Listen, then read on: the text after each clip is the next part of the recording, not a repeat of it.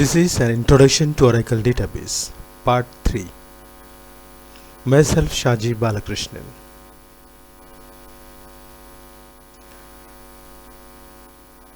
This is just an overview of SQL commands.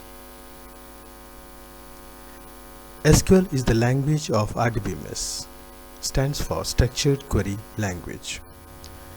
Now this language or these commands, SQL commands, are divided into various sections.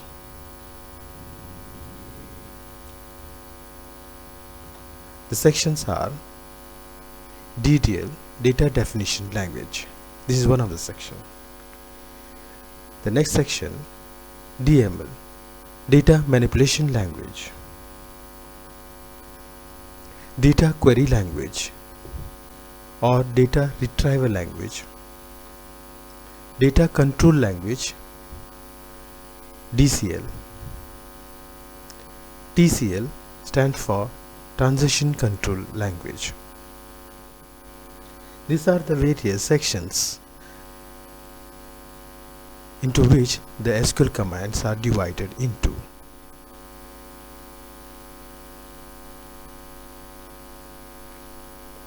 Let's go for the first section, DDL, Data Definition Language. Here the commands are create, alter, drop, truncate and rename. Let's go for the first command in this section, the create command. With create command you can create objects, any objects. For example, you can create table, you can create synonyms, you can create sequences. For example, let's create table students. So we'll be using create table students and we'll be defining all the columns into it. The details of the commands we'll be learning in the ensuing videos, so don't worry about the details of the commands. Here we are just understanding the different commands and how they are used for processing our data.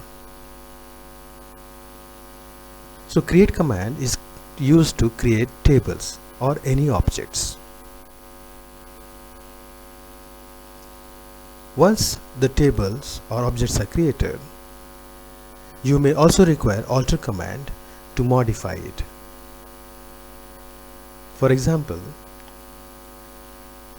in our table students, you may require to add one more column, or you may require to remove a column, or you may require to change the name of the column. For making any kind of changes into the object, on an object, we will be using alter command. For example, alter table students and give the details you want to modify. You want to modify a column or add a column and so on. Drop table students will remove the table entirely, the table itself, from the database. We'll be using drop command. With drop command we can also remove other objects also, drop sequence, drop indexes and so on. Truncate command. Truncate command is used to remove the entire records, only the records from a particular table. This works on table. So if you want to remove the entire records, say lakhs of records are there in a particular table and you want to remove in one shot, you will be using truncate command. Truncate table students as an example. Next is rename. If you want to rename any table, any object, you will be using rename command. Let's go for the next section, that is data manipulation language. DML. Under this section there are commands insert, update, delete. These commands are used to manipulate records, data in a particular table. The word table is very important. You are working on a table. So if you want to insert records, see, once you create a table by using the create command, that's DDL command, create a table, the table is blank, only it has the table name and the columns. So here, after creating the table, you may require to add more records or add records into the table. You will be using insert. Once inserted, you may also require to modify it. To modify the records in a table, you will be using update command. To remove some records from a table, we will be using delete command. So you are editing the table by using insert, update and delete commands. Insert, update, delete command works on table or tables. Let's go for the next section, that is DQL, data query language. Under this we have one command, select. Select is used to fetch the data, retrieve the data from a particular table. For example, you want to fetch all the records in the students table. So all means all the records. So we will be saying select star. Now here star indicates the columns, all the columns. You may require only the roll number column, you may require name column, or you may require address column. So you can say select roll number, name and address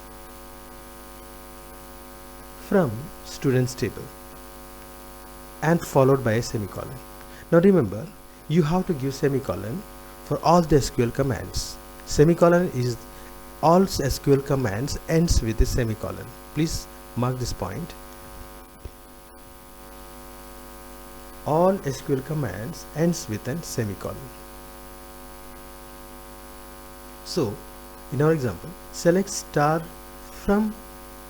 select roll number, name and address from students table.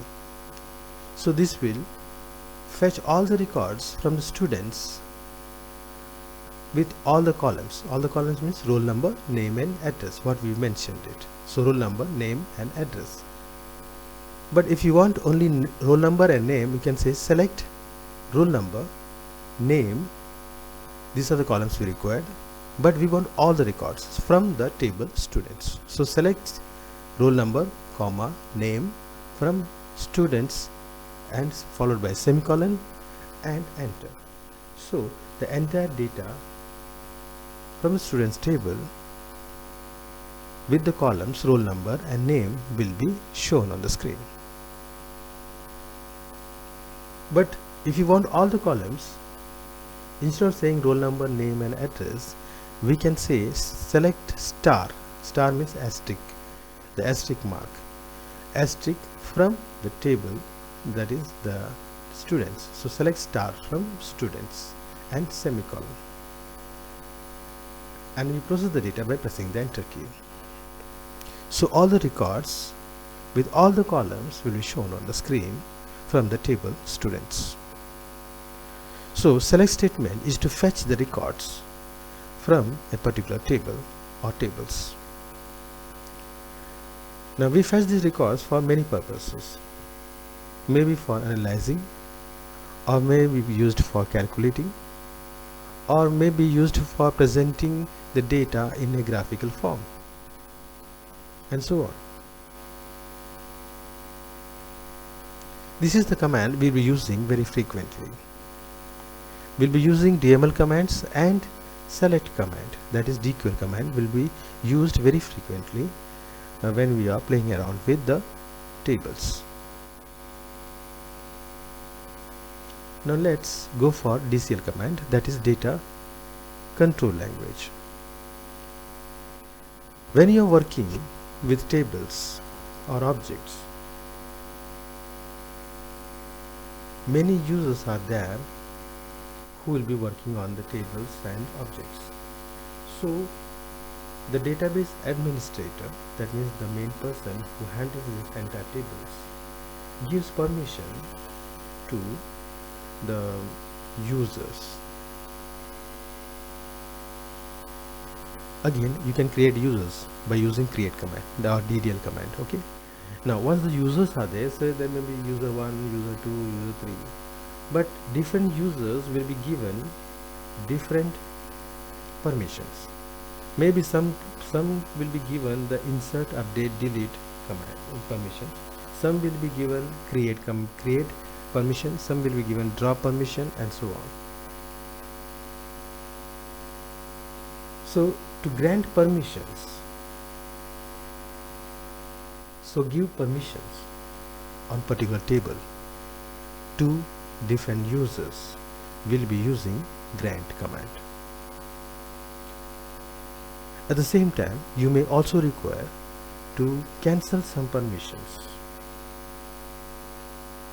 Cancel means here revoke some commands from the users to whom we already given the permissions by using grant command.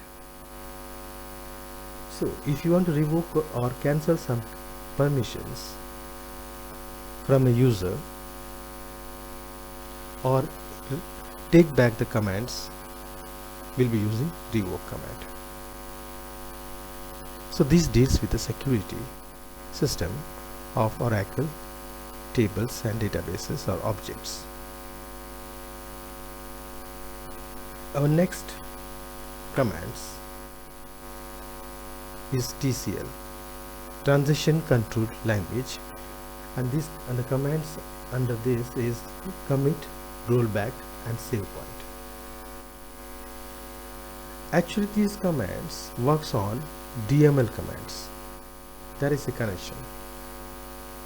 Now with DML commands, that is insert, update, delete, we are editing the records on a particular table. We are editing some records on a particular table. Editing means we are modifying it, we are making changes, and after these changes we have to save this data. Just like in a notepad, we open a notepad, we try to write paragraphs, sentences, words, etc., and it is not written into a file unless and until you save it. You have to save the data by pressing the save command in notepad. Otherwise the data or the paragraphs or sentences, whatever changes you made, will not be recorded into the file or hard disk. Similarly, you make changes in a database table by using insert, update, delete, and you want to save the changes you made into the hard disk or database or table by using commit. Commit is equal to save. Similarly, as in notepad, you can undo the changes. You can undo the changes by using undo command. Here in Oracle, you can use rollback. So whatever changes you made and you want to roll back or undo the changes you made it, you can use rollback.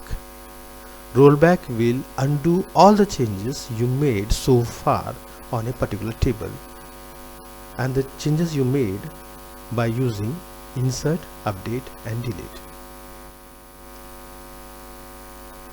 So if you want permanently mark the information, whatever changes you made, into the table or save the records into the table, you will be using commit.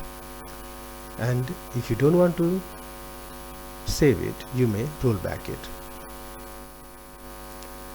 Now as in Notepad, you can have certain levels of undo by pressing the undo button again and again. So if you press undo once, it will undo some changes which you made in the last changes. Okay, if you can undo the changes you made last. Again, if you press undo again, it will undo some more levels of changes. If you press again undo, it will undo all the changes you made it to that level. So there are different levels of undo. To mark these undo levels, you will be using save point. So after some changes, it is better that you make a marking so that you can undo later. Instead of undoing everything, you can say undo to a particular level. But how to mark? You can mark these levels by using save point. Save point A, save point B, or say save level 1, save level 2. Okay. Now where you will mark it? For example, you are editing the table by using insert, update, delete. After certain levels of changes, you marked the point A, or say level A. Save point level 1, for example, or say save point A. And then again you made some changes. So all this marking you are doing it in the memory. So the data is not saved so far. You are marking the levels. So again you made some changes, you marked B, again you made some changes and you marked C, and so on. If you say just roll back, it will roll back everything. It will undo everything. Sorry. To undo a particular level, you can say roll back A, roll back till A, roll back till B, roll back till C, and so on. These are undo levels in Oracle. We'll be learning in more details in the ensuing videos.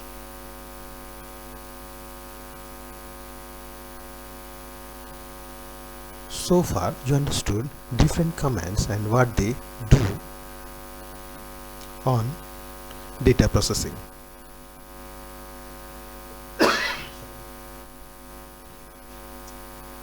But there are DDL commands